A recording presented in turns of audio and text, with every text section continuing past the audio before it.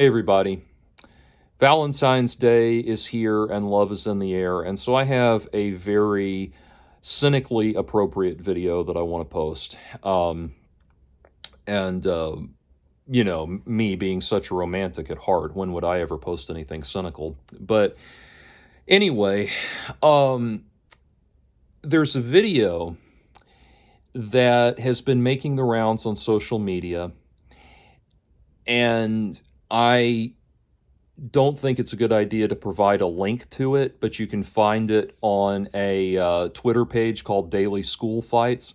They posted it on 1/28/23, and I'm not sure which of those things is more disheartening: the fact that there is a Twitter account called Daily School Fights, or the fact that they have such an influx of new content that they can post updates every day.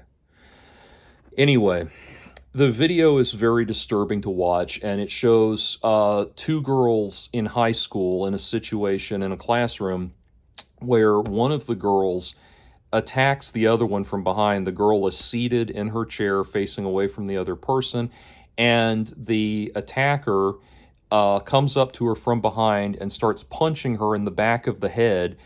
The first girl initially, the attacked girl, the victim, initially starts trying to push the hands away, but eventually she goes limp and she's just unconscious. She does not do.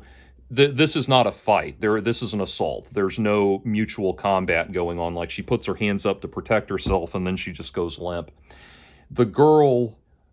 The attacking girl beats the other one unconscious.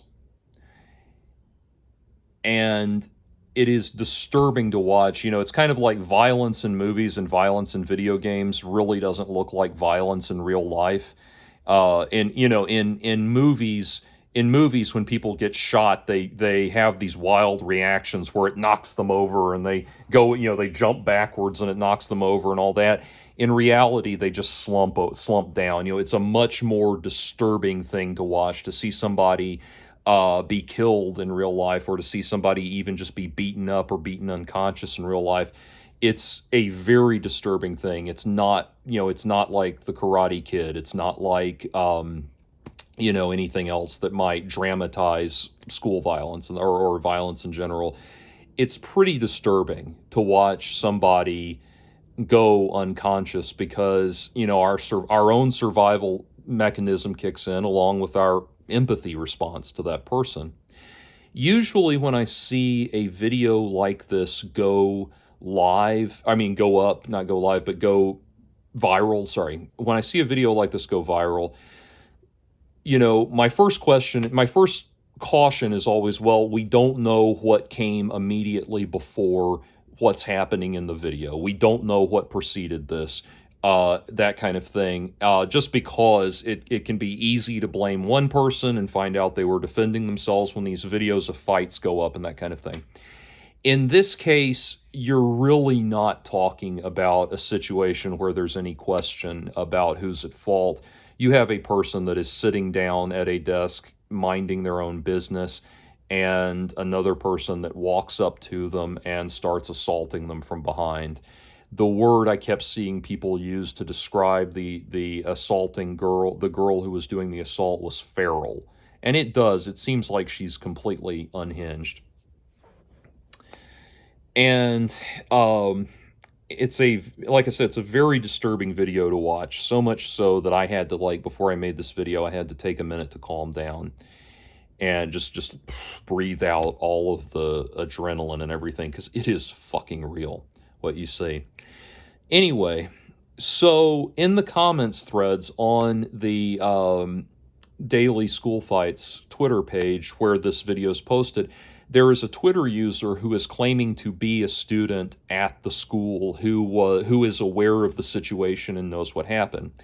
Obviously, there's no way to verify any of the claims that they're making, but what this poster says is certainly within the realm of reasonable plausibility. And so I want to proceed on the assumption that what they described is accurate and is the case, because I think it gives us a lot of insight and something that we need to talk about. First of all, the two things stood out that the poster said, the person commenting on the post, sorry, that claims to be the student. Two things they said. One, people were asking if the girl was okay, the girl that was attacked was okay. And they said, the person responded, she's fine. And at one point they said, she's fine. I think she just transferred to another school, or she's being homeschooled now. And it's like, okay, when you say she's fine, you mean that what you're saying there is she physically recovered. But if she is so traumatized that she had to leave school, she had to leave that school, she's not okay. She's not okay. That is a real, very severe trauma that's going to last for a long time. And so as I thought about that, I commented, I did a text post on this earlier. By the time you see it, my text post here on YouTube will be a few days old. But I commented that I had an experience one time where I was beaten unconscious. When I was living in small town Mississippi for the majority of my teenage years, bullying like what that girl encountered was a daily, almost daily occurrence for me. If I was not being physically attacked, I was definitely every day being put in a situation where I was being made to fear for my life. A gang of bullies got after me and maintained it over the course of multiple years to make sure that I was always afraid for my life, and at times really and truly thought that I was going to, there were times when I really did believe my life was in danger. And people have asked me, have said, I should do a video where I explain the whole story of what happened, and I'm tempted to. One of the main reasons I don't is because I'm concerned about saying anything that could identify those individuals, but maybe if I could do it in a way that would keep that under wraps, especially because, as you can imagine, the temptation for me even now to blurt out their names to you is very strong. But if I could do it in a way that didn't name any names or anything like that, I might do it. But the other thing, and by the way, one of the situations the reason I have such a visceral reaction to what this poor girl went through is because I had a situation where I was beaten unconscious, where a guy started pounding me in the head, and I fell onto a lab desk, like the kind that they have with the Bunsen burners and everything. I fell onto a lab desk and caught myself like this, and he started beating me in the temple so hard that I fell. He beat me so hard that I fell again, and my face hit a chair, and I collapsed on the ground, and I was out cold. And when I woke up, he was still beating me. He was kicking me at that point and stomping on me. And to be very clear, I never got a single shot in on him. The only thing I was able to do was I put one hand out to try to hold him off, and he had beaten me up before and never been punished about it. But I lost consciousness, and when I came to, I have no memory between waking up and waking up from going unconscious. The next thing I remember is he's kicking me and stomping on me. And then the next memory I have is sitting in the counselor's office. And I could not see out of the right hand. I had no vision out of the right hand side of my head. I could not see anything. I could make out light and vague shape, and that was about it. But beyond that, it was practically like having my eye closed. And my vision came back over the course of several hours throughout the day. It eventually came back. And that was my life for almost 5 years. And so I bring all of this up because of the second thing that the person claiming to be a kid at the school said about the altercation in question. And that was the comment, or that was, they said, people were saying, what provoked this, what happened, and they said it was about a boy. It happened, and I wouldn't call it a fight. They said the fight happened because of a boy. I wouldn't call this a fight, but the disagreement was over a boy. And man, that hit me like a ton of bricks, because the gang of guys, there's about 5 of them, and the guy that beat me unconscious was one of, like, the muscle guys. You had, just like kind of Draco Malfoy has Crabbe and Goyle. The guy that's like leading the gang is really kind of a pansy ass that can't take care of himself, so he surrounds himself with the muscle. That was kind of the situation here with this gang. And it began because the one I described that was the pansy ass that can't take care of himself, he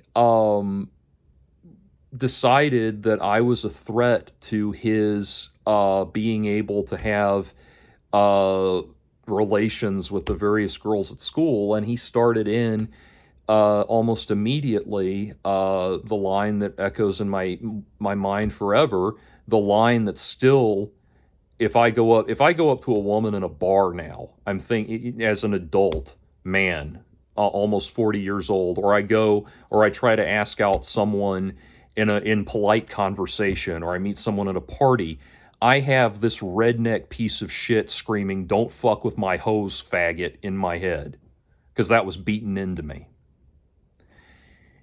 And so where am I going with all of this? Well, we talk about all of the problems that are going on at school. School violence, gangs at school, shootings at school, fights at school. And we don't stop to think about the fact that one of the big problems is love at school. Something I learned ages ago, in very much in my adult life, this was years and years ago, but I had this one woman, I was about to say girl, and she's an adult, obviously, but I had this one woman that I was very interested in romantically, and I felt like the potential for something real there. Like I was thinking, like, this is the love of my life, I want to marry this person, everything, yada, yada, yada. And unfortunately, she did not feel the same way, and I was crushed by it.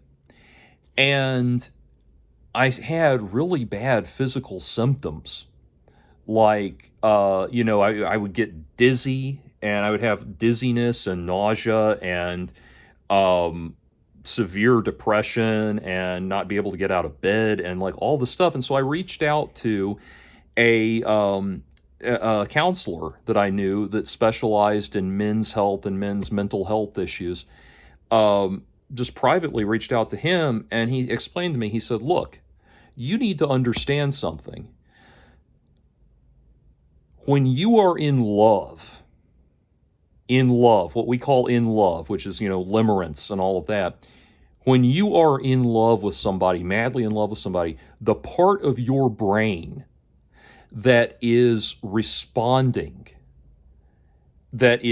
feels overjoyed, and just everything is perfect and the world is amazing and you feel more alive than you ever, all of that stuff, all those great feelings, that part of your brain is the same part of your brain that gets addicted to cocaine. And what you are going through is the same withdrawal process that a cocaine addict would go through." And as we talk about school violence, I think about the motivating factor for everything that I experienced was that this one little pissant perceived me as a threat to all of, all of the conquests he wanted to have with all of the girls. It began a years long process of bullying that I have to this day never recovered from. And What I am saying here certainly does not excuse his behavior or the behavior of the people that enabled him, and it never will. But it makes a lot. But it's something that makes a lot of sense. The way he behaved, the way those girls, I mean, the one girl, sorry, in this video behaved, over fighting over a boy, fighting over love interest, and all of that. You know, I have been in the music business my entire adult life, and in entertainment and the music business, the entertainment industry, and especially music, my entire adult life, and even before that, even before I was an adult. So as you can imagine, I've known a lot of drug addicts, and I've seen firsthand what can happen, how bad it can get when you've got a cocaine addict and he perceives you as being a threat to his supply. Like you might interfere with him getting access to cocaine. That is a scary thing. And anyone that's watching this that knows drug addicts will back me up on this. Like a cocaine addict, if you take away his supply, I would be less afraid of taking a attack dog's dinner bowl away from him while he was eating. You know, threatening the drug supply of an addict, especially a cocaine addict, because of the way it gets you hyped up, that is like extremely dangerous thing. And one of the things that we're not talking about when we talk about juvenile delinquency and juvenile violence and all of this is sex, and the sexual desire, and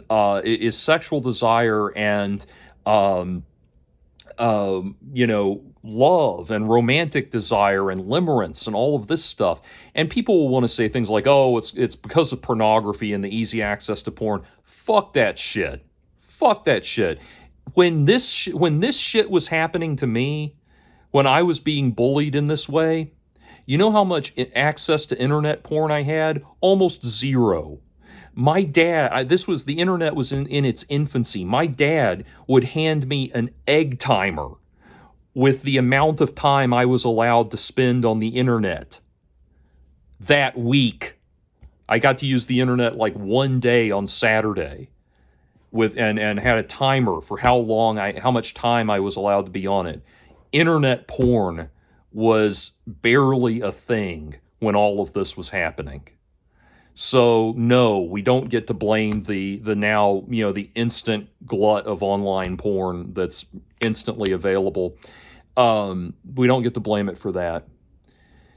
This is a reality, and this is a reality of taking, the public school system has so many problems, but taking several thousand hormone-crazed children